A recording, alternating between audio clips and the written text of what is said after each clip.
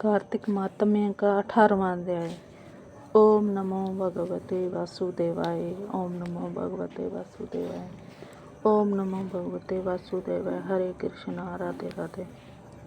देवर्षि नारद जी ने कहा, अवरोध रूप में महाप्रभु शंकर ने अपने वीर गणों के साथ नंदी पर चढ़ हंसते हुए युद्ध भूमि में आए। सबको उनको आया देख उनके पराजित कर्ण लौट आए। सिंहनाद करते हुए आयुधों से दैत्य वार करने लगे। विष्णु रूपधारी रुद्र को देख दैत्य भागने लगे।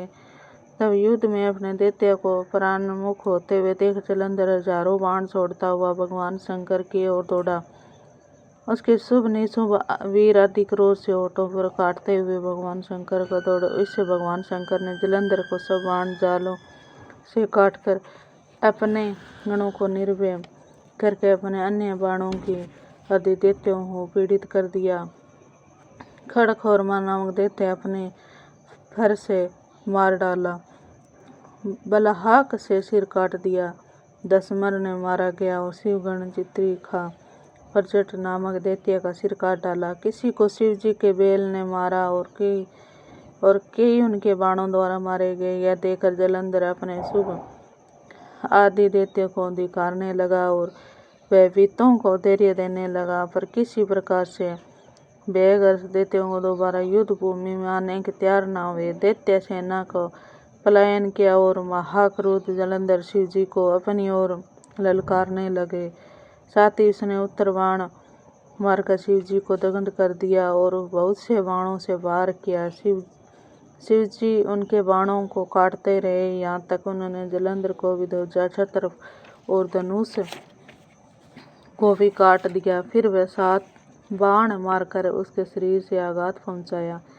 धनुष के कट जाने पर जलंधर एक प्रचंड बाण मारकर उनकी गदा के टुकड़े टुकड़े कर दिए। तब उसने समझा कि यह मुझसे अधिक बलवान है, अतः गंधर्व में माया उत्पन्न कर दी। इन्हें गंधर्व अप्सराओं को गण उत्पन्न हो गए। वीणा मृदंग आदि बाजों के साथ नृत्य गान होने लगा। उसके अपने गणों को सही रुद्र मोहित हो गए। उन्होंने युद्ध बंद कर दिया और काम मोहित जलंधर बड़ी शीघ्रता से त्रिनेत्र भगवान शंकर का रूप धारण करके वृषभ बैठकर पार्वती के पास जा पहुंचा। उधर पार्वती ने अपने पति को आते देखा तो उसने सखियों को साथ त्याग दिया और आगे आए पार्वती को देखकर कामातुर जलंधर वीर्य पतन हो गया और उनके पतन जड़ भी हो गया।